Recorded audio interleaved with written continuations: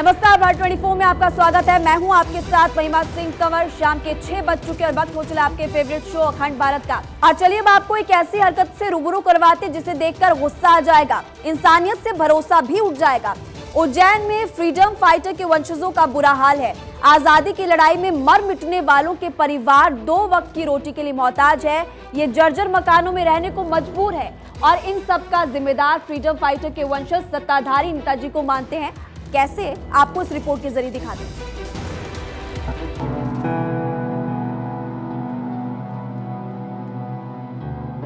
मध्य प्रदेश के उज्जैन जिले में फ्रीडम फाइटर के वंशजों का बुरा हाल है। जिन्होंने देश की आजादी के लिए अपनी जान की बाजी लगा दी, उनके परिवार आज 2 वक्त की रोटी के लिए मोहताज है। जर्जर मकान में रहने को मजबूर है। बूढ़ी आंखों से टपकते आंसू, लाचार बेबस निगाहें न्याय की गुहार लगा रही हैं। परिवार की जमीन छिन चुकी है। आरोप सत्ताधारी नेता बहादुर सिंह चौहान पर है, जो मेहदीपुर विधानसभा सीट से विधायक है, बीजेपी के प्रदेश उपाध्यक्ष हैं। स्वतंत्रता संग्राम सेनानी कृष्ण पांड्या के परिवार का आरोप है कि उनकी जो हालत है उसके जिम्मेदार सिर्फ और सिर्फ बीजेपी विधायक बहादुर सिंह चौहान है, क्योंकि उन्होंने फर्जीवाड़ा कर उनकी जमीन के दस्तावेज बनवा लिए हैं, जिसमें प्रशासन ने भी पूरा सहयोग दिया है। तत्कालीन एसडीएम कैशाल चंद्र ठाकुर उनके अधीनस्थों पर फर्जी दस्तावेज के आधार पर रजिस्ट्री करने का आरोप है कि कोर्ट के आदेश का भी पालन नहीं हो रहा है। क्या बताएं साहब, ये वापस हमारा सही कर दिया जाए और सरकार हमारी मदद करे। क्या लग रहा है आपको, क्या क्या आरोप है आपका कि किस तरह से आखिर करो, कौन कौन लोग आपके पीछे लगे हुए हैं, कौन लोग? सब भूमाफिया है साहब।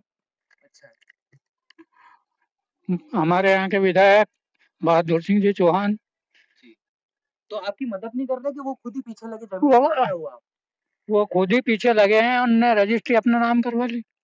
अच्छा, इस बात की आपने जानकारी ऊपर तक शिकायत करी? करिए, अच्छा, तो कोई सुनता ही नहीं है। स्वतंत्रता संग्राम सेनानी के परिवार के दूसरे सदस्यों ने भी खुलकर बीजेपी विधायक बहादुर सिंह चौहान पर आरोप लगाए हैं। उनका ये भी कहना है कि आरोपी विधायक सत्ता में है, इसलिए उनकी सुनवाई नहीं हो रही है, लेकिन उन्हें भरोसा है कि न्याय मिलेगा।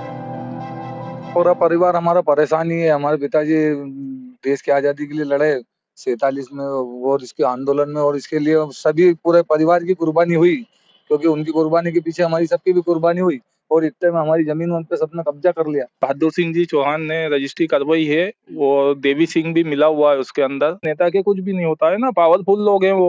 लोक आयुक्त में भी शिकायत करी है, मुख्यमंत्री जी के वहां भी करी है शिकायत।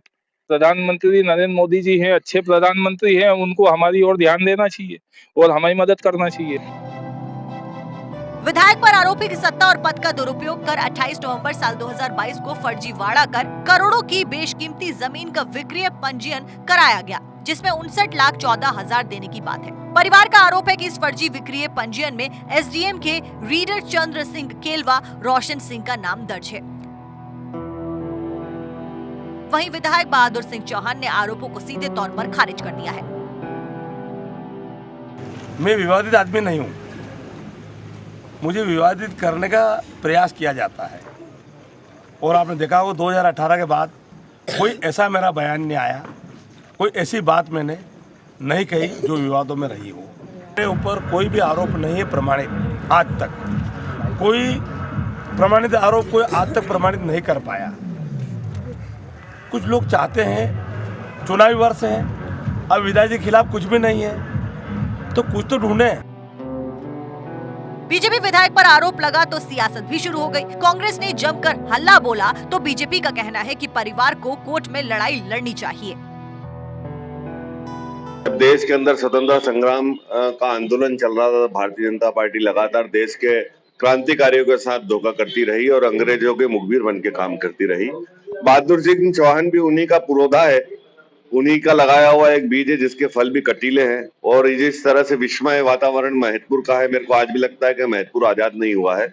जिस प्रकार से स्वतंत्रता संग्राम सेनानियों के पुत्रों की जमीनों को हड़पा गया, जिस प्रकार से शासन प्रशासन ने सांठगांठ करी, जिस प्रकार से ये मैसेज देने का काम किया गया है कि सत्ता जो है इन लुटेरों के हाथ में है और ये जो चाहेंगे वो कर लेंगे, जिसकी लाठी उसकी भैंस। देखिए, जब भारतीय जनता पार्टी की सरकार है तो भारतीय जनता पार्टी की सरकार ने किया है कि जो भी गोवा मुक्ति आंदोलन या फिर वो उसमें रहे हैं मीसाबंदी, उनको लोकतंत्र सेनानी करके 25,000 रुपए की पेंशन आजीवन कर दी गई है।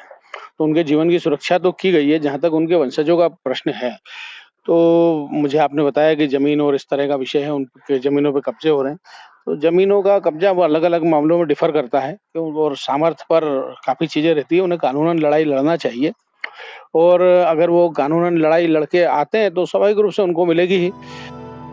आरोप प्रत्यारोप, सियासत, ये सब अपनी अपनी जगह है, लेकिन इन सब में एक बात ये भी सच है कि स्वतंत्रता संग्राम सेनानी कृष्ण पांड्या का परिवार बहुत ही दयनीय हालात में जीने को मजबूर है। उज्जैन से अनिल बैरागी के साथ ब्यूरो रिपोर्ट, भारत 24।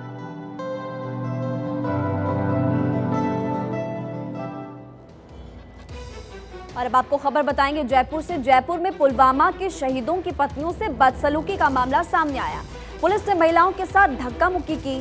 शहीदों की पत्नियों ने राज्यपाल को ज्ञापन सौंपकर सरकार पर उपेक्षा करने का बड़ा आरोप लगाते हुए इच्छा मृत्यु की मांग की है और कहा कि हमें गोली मार दीजिए। फिलहाल 2 तस्वीरें आपको हम दिखा रहे हैं। शहीदों की पत्नियों से बदसलूकी का पहला वीडियो। कई महिलाओं को चोट भी लगी है।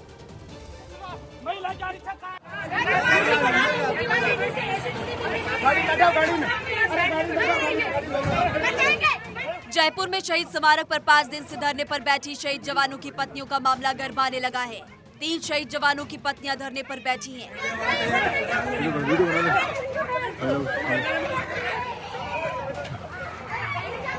राज्यपाल को सौंपे गए भावुक ज्ञापन में सरकार पर उपेक्षा का आरोप लगाते हुए इच्छा मृत्यु की मांग की है।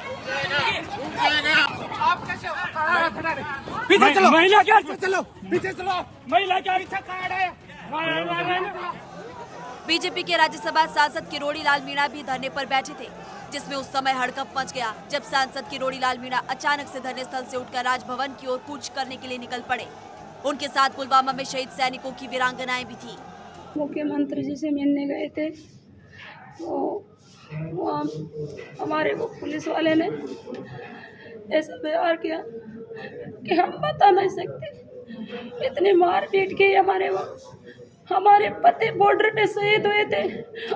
हमारे दुख को लेकर वहाँ गए थे, तो मुख्यमंत्री जी हमारे से क्या ऐसे बर्ताव कर रहे हैं, हमारे से क्या हम गलती करें। हम आपसे 2 मिनट का हमारे के लिए। तो इस रिपोर्ट को आपने देखा कि महिलाओं की तरफ से क्या कुछ मांग यहाँ पर की जा रही है। अब आपको लिए चलते सोनीपत, जहाँ पर चल रहा है भारत 24 का कार्यक्रम हरियाणा के मन की बात, जिसमें हरियाणा के विकास पर मंथन किया जा रहा है। लगातार जो है सरकार इनको ध्यान देना चाहिए। जैसे हमारे मनोहर लाल जी जब जो है सीएम बने थे, उससे पहले खर्ची पर्ची की बातें ज़्यादा चलती थी। पहले टेन्योर में तो बहुत ज़्यादा अच्छा काम हुआ, लेकिन इस दौर में थोड़ी सी बात गड़बड़ है। अभी भी जैसे हरियाणा पुलिस वाले बच्चे जो है चयनित हैं, 1 साल से ज़्यादा हो गया। अब तो सरकार की तरफ से आश्वासन मिला है कि उनको जो है ज्वाइन करवाया जाएगा, वरना जो है 6 महीने तो पूरे सर्दियों में जो है धरने पर बैठे रहे वहाँ पर। तो इस प्रकार से सरकार को थोड़ा सा ध्यान देना चाहिए। मोहनलाल बडोली जी हमारे बीच में बैठे हैं और लोकप्रिय विधायक हैं, सुनते हैं लोगों की। उम्मीद करता हूं कि वहां तक ये बात भी पहुंचाएंगे।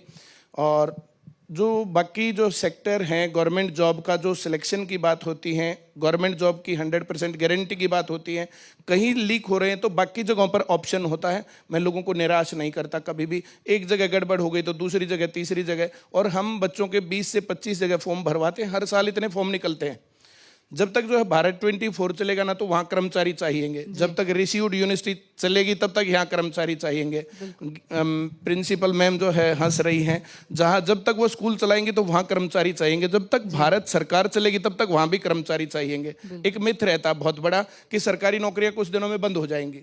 कैसे बंद हो जाएंगी? जब तक भारत देश है तब तक भारत सरकार है, और जब तक भारत सरकार है तब तक कर्मचारी हैं। तो तब तक नौकरियां तो निकलनी हैं। अब वो किस तरीके से निकलेंगी, आपको कम या ज़्यादा पढ़ना पड़ेगा। वो फिर जो है टीचर का और स्टूडेंट का जो आगे पीछे का मामला चलता है, और ये रोज की रोज बातें चलती हैं। तो ये भर्तियां भी चलनी है और सरकार भी चलनी है, और ये देश तो सनातनी है, कभी से था और कभी तक रहेगा। जी, एक फिल्म का डायलॉग है कि क्या किसी ने किसी टीचर को सेलिब्रिटी बनते हुए किसी मंच पर जाते हुए देखा है?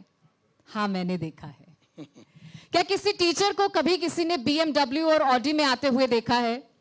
मैंने देखा है। Thank you ma'am. तो ये मिथ तोड़ दिया है सर आपने। मैम पहले तो इस धारणा को तोड़ना कितना मुश्किल था, और आज जब इसको आप जी रहे हैं, ये एक ड्रीम लाइफ है किसी की भी, तो क्या मुश्किल होती है? क्योंकि टीचर्स की एक वो इमेज जो है कि वो झोला उठाए हुए स्कूल का मास्टर, एक चश्मा, वो सब चीजें आज मैं नहीं देखती हूँ। मैम देखिए, टीचर दौड़ता है तो बच्चे चलते हैं, और टीचर चलता है तो बच्चे रेंगते हैं, टीचर रेंगता है तो बच्चे हिलते हैं, टीचर हिलता है तो बच्चे मरते हैं। अब टीचर, जैसे जो ये डायलॉग आया, मैंने ये डायलॉग कम से कम 100 बार देखा। और जब मैंने पढ़ाना शुरू किया था, मैं उस टाइम पर टीचर था, ये काफ़ी पुराना जो है डायलॉग है, 10, 12, 15 साल पुरानी बात है।